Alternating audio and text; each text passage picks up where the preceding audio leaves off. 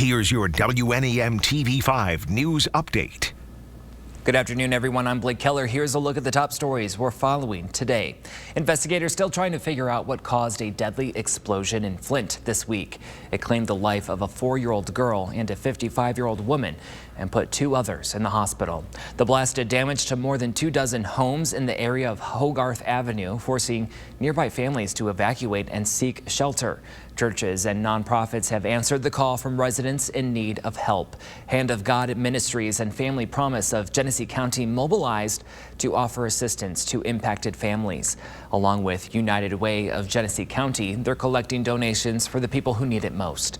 The city of Flint activated an emergency response in the aftermath, and we're expecting an update from the city this afternoon. Now, if you would like to donate, just go to the hot links section of WNEM.com. And the lab at the center of the massive marijuana recall is suing the state. Viridius Laboratories says Michigan regulators caused a $229 million disruption and affected at least 60% of on-shelf products at hundreds of locations. Now, the company has operations in Lansing and Bay City. Last week, the state told dealers to destroy products, have it retested, or send it back. And they also told consumers to send it back. The product in question was tested by Viridius between August 10th and November 16th. The Oakland County Sheriff's Office says a Genesee County man has been jailed accused of exposing himself to a teen. The Sheriff's Office says 46-year-old Stephen Terry from Montrose approached a 14-year-old girl at a store in Rochester Hills last month. He's been charged with indecent exposure. Terry has been on the sex offender registry since 2011. He's been convicted of crimes in Genesee and Ottawa counties. Here's Matthew now with a look at your forecast.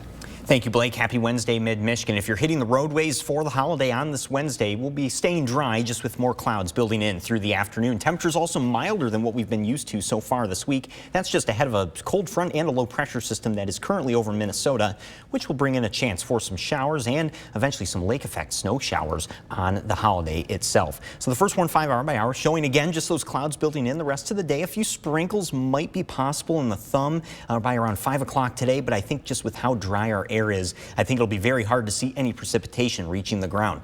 Then in the overnight hours around midnight and onwards, that's when that light rain will start to move into the area.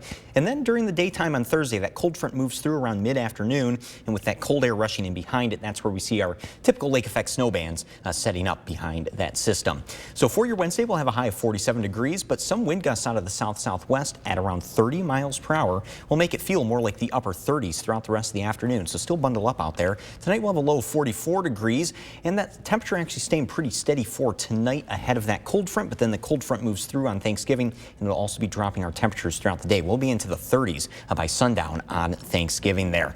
On the 70 forecast, we continue with colder air, 30s Friday through Sunday there, then back up to 38 Monday, around 40 on Tuesday, and Saturday is actually looking to be pretty nice there, just cold, but overall just make sure you're bundled up for your Wednesday and for Thanksgiving, but have a safe and a happy holiday.